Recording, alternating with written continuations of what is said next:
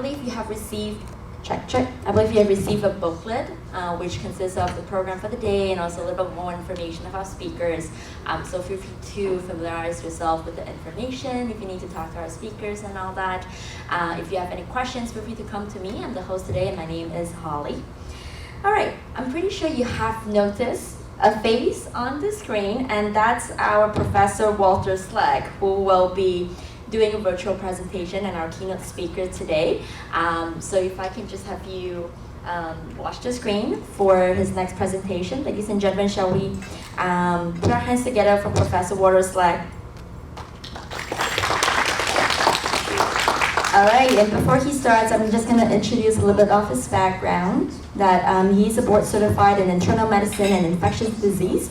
He also received a BA in political science from Williams College, an MD from Cornell University Medical College, followed by internal medicine residency at Mary Hitchcock, Dartmouth in New Hampshire.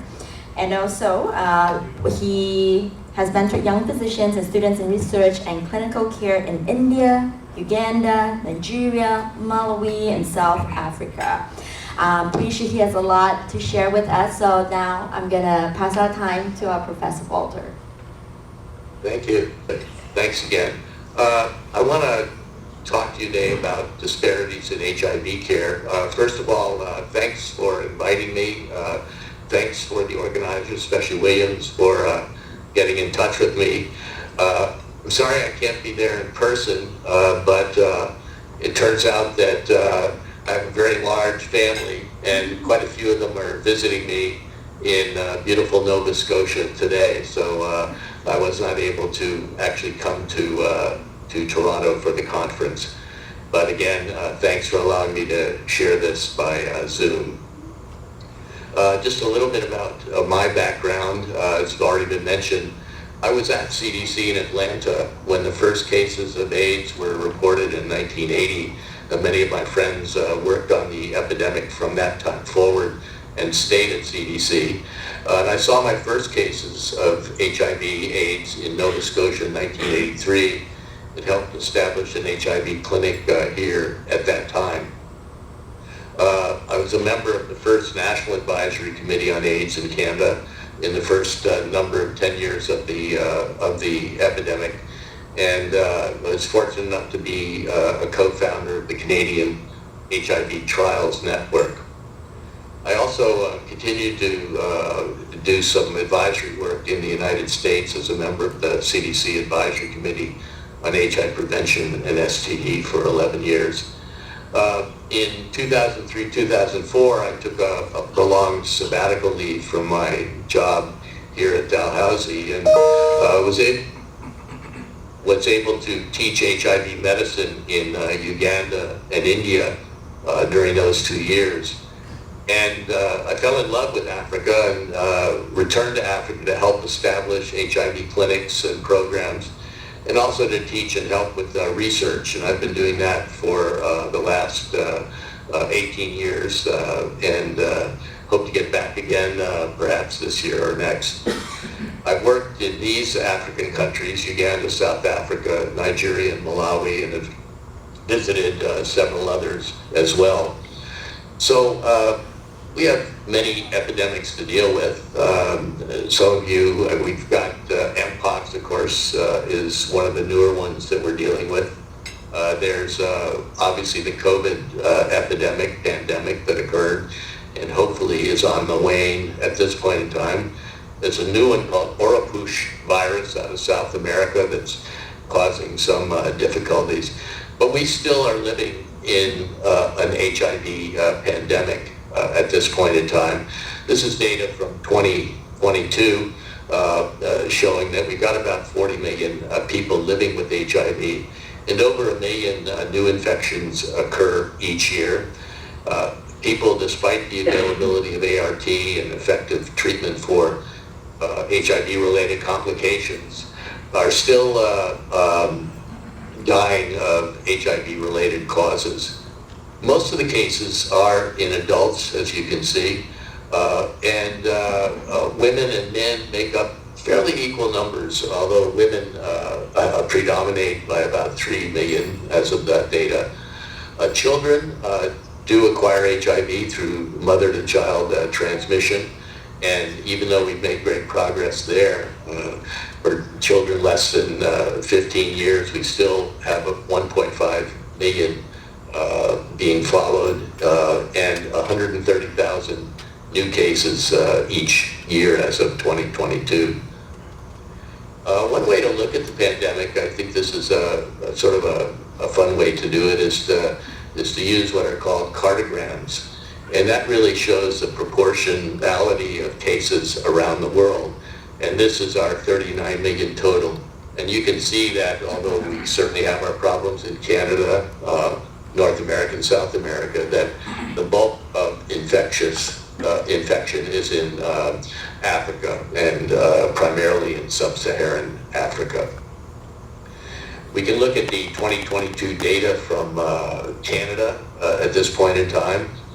You can see the new HIV diagnosis by age group and sex on the top right, and the distribution by exposure category in the lower panel.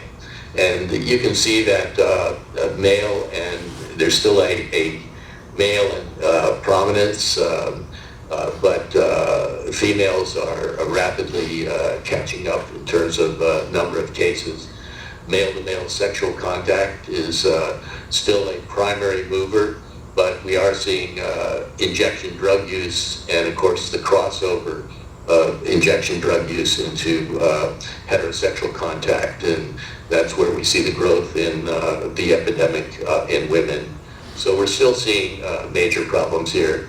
We did have 6 infants with perinatal transmission of HIV, and 2 of those were in individuals who had not received any HAART, and this is in 2022.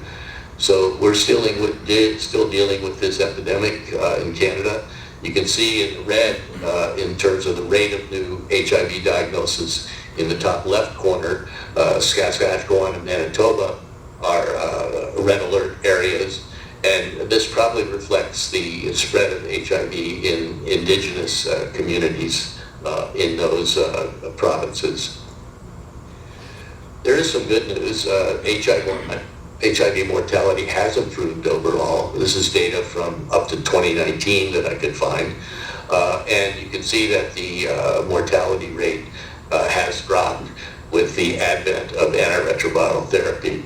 As you know, we first knew that antiretroviral therapy would be effective in the '96 AIDS conference in Vancouver with a combined therapy.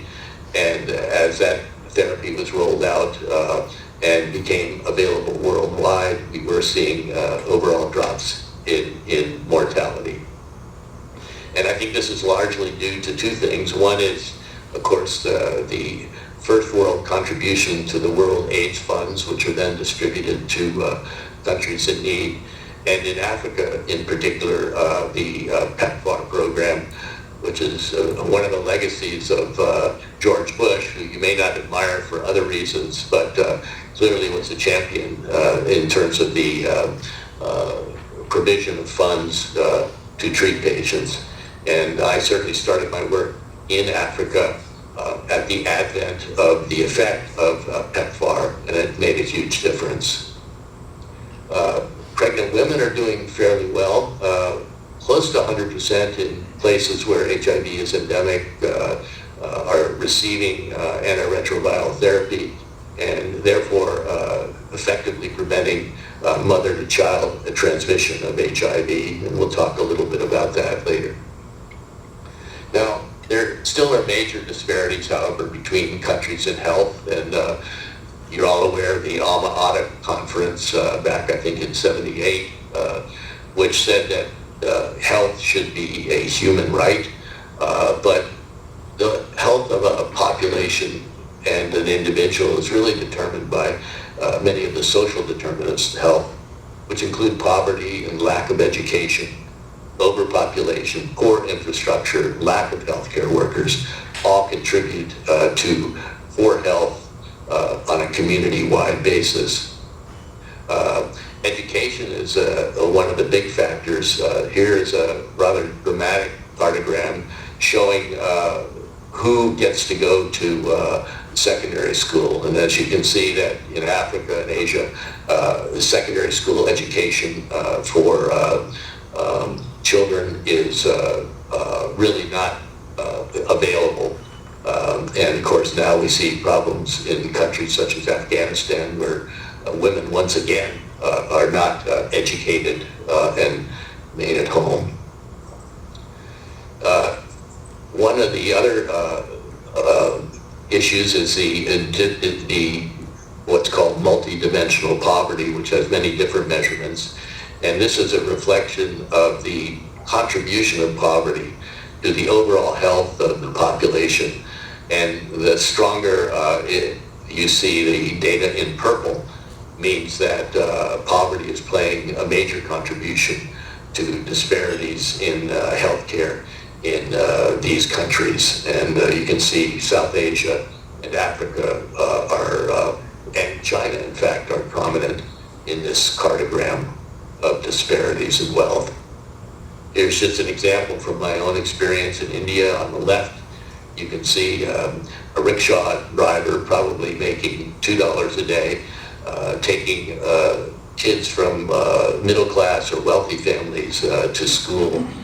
On the right-hand side, a young boy that I ran across who was repairing bicycles and was not in school, probably less than $2 a day in income doing this job when he should be in school, obviously.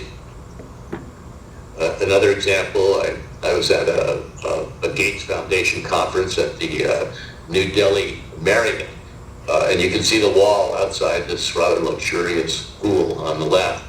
And just across the street, you can see a man sitting selling small numbers of bricks, again for probably less than $2 a day, right outside this bastion of wealth, the New Delhi Marriott Hotel. So let's do a little bit of a comparison of some of the countries that I've obviously worked in, India, Uganda, and Canada. India, of course, has the largest population of 1.4 million, surpassing China now. Uganda, 49 million, which is a third more than the population of Canada. But in an area, in terms of the size of the country, Uganda is about the size of my home province of Nova Scotia, but with 49 million people.